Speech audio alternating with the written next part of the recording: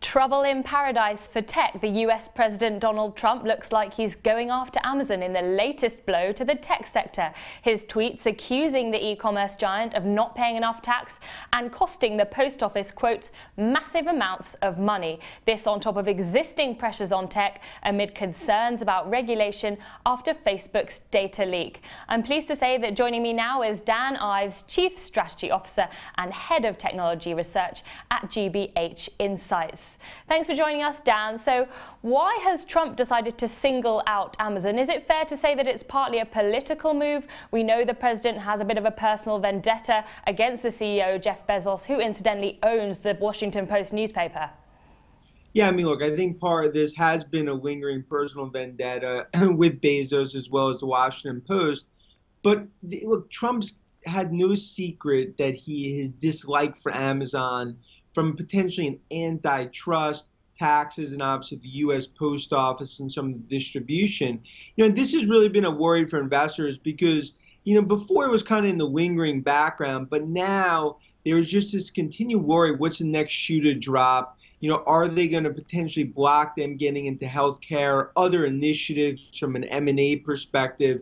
So it's one where it's tough for investors to quantify the risk here, but it continues to kind of add gasoline to the fire with the person in the Oval Office going after Amazon. This has definitely been an overhang in the stock, and it's something that looks to not be slowing down anytime soon. And I know you mentioned there some of the M&A activity. It is a very acquisitive company, but do you see it more as a tech titan or a retail giant? And do you think it's going to be forced to change its business model?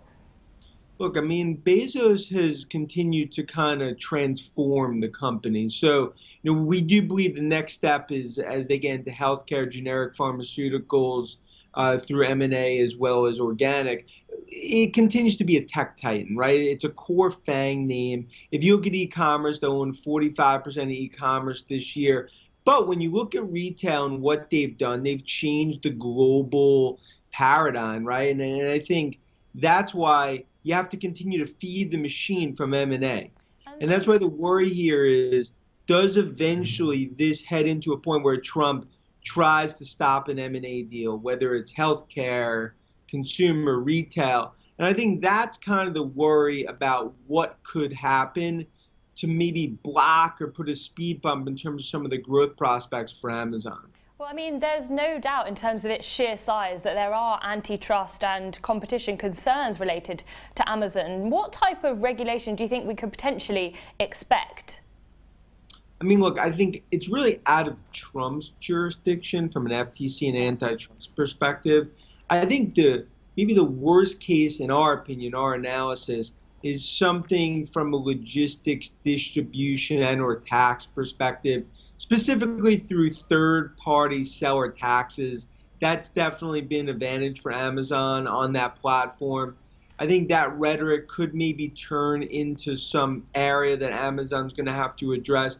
But ultimately, we think 1 to 2% increase in cost would be the worst case. So it's still more a rounding error in terms of the worst case.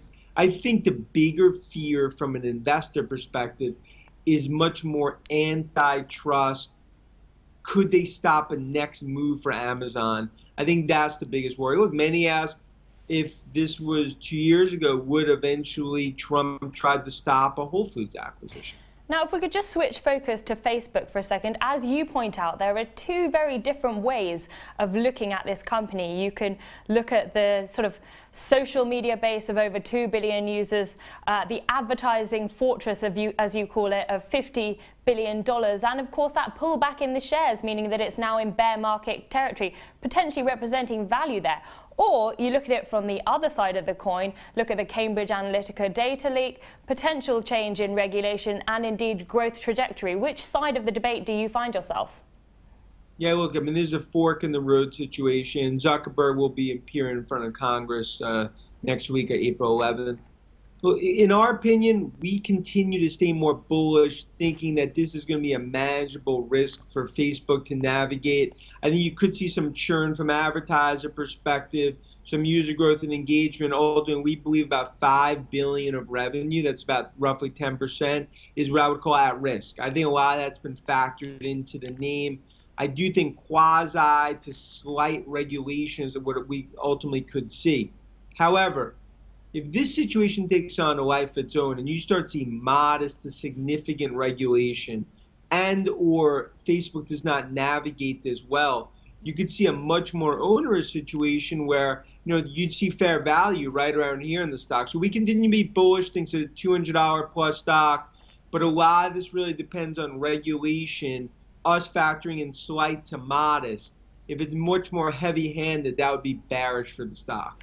Now, you mentioned that the CEO, Mark Zuckerberg, will be appearing in front of Congress on the 11th of April next week.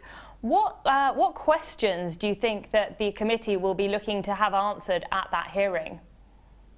I think they're really going to be focused on data privacy. Had this happen?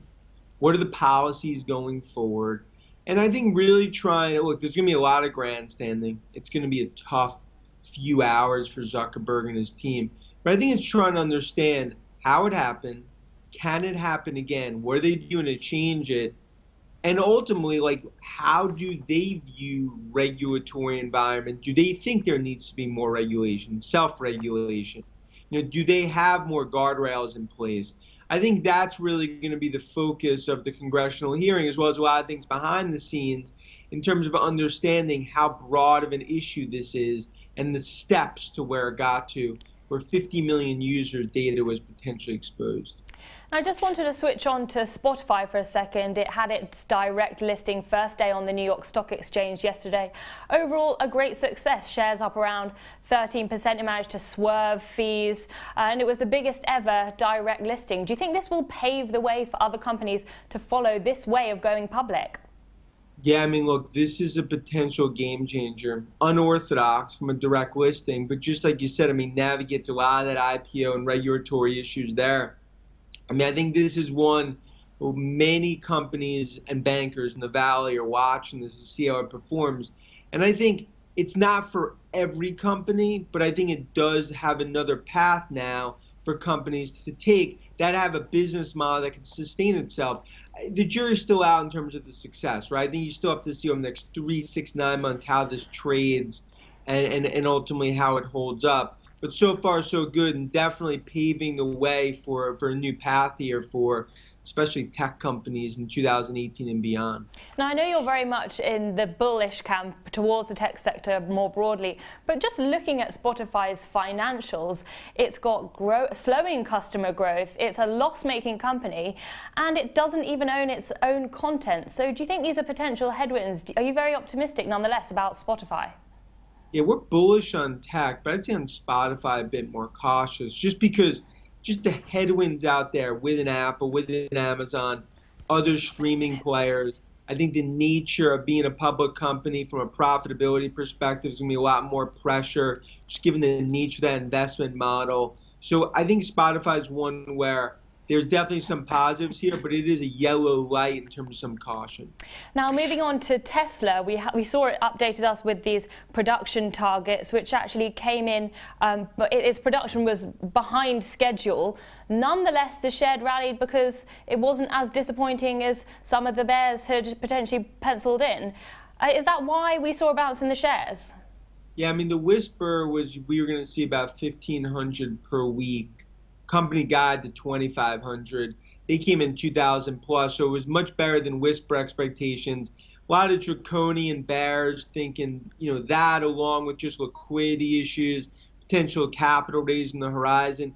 So I think this is one you sort of bear sort of bounds here, but now it's a prove me situation for them especially on the new automobiles that are coming out, because Model 3 is going to be key to the growth prospects for Tesla going forward. Now, we saw Elon Musk joke about the bankruptcy himself on the 1st of April, and some of the hedge funds out there suggesting that there is some existential risk towards this car maker. What do you make of that? Yeah, I still think we'd factor in about $2.5–3 billion capital raise, dilutive. But nonetheless, I mean, I don't see any issues from a liquidity. They have a lot of sort of powder in the gun.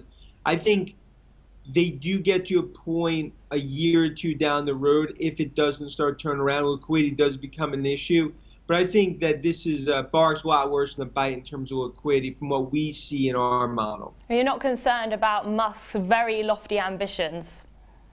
Look, I mean, part of it is how they got here, and I think it's going to be, there's risky ambitions, and it's a lot of a lot of money to plow in.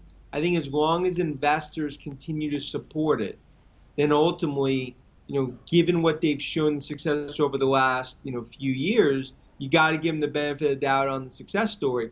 But as we're seeing here, even over the last month, investors are definitely a little more skittish on Tesla, as well as the overall tech sector, because this has just been swirls from regulatory to a lot of the darlings of tech, the Teslas, the Amazons, the Facebooks, starting to see some bloom come off the rose. Dan, thank you so much for your time joining us from Hawaii there. That was Dan Ives, Chief Strategy Officer and Head of Technology Research at GBH Insights. Thanks for watching IGTV. I'm Victoria Scholar, and we'll see you all very soon. Subscribe to IG for educational content, company insight, financial analysis and expert commentary.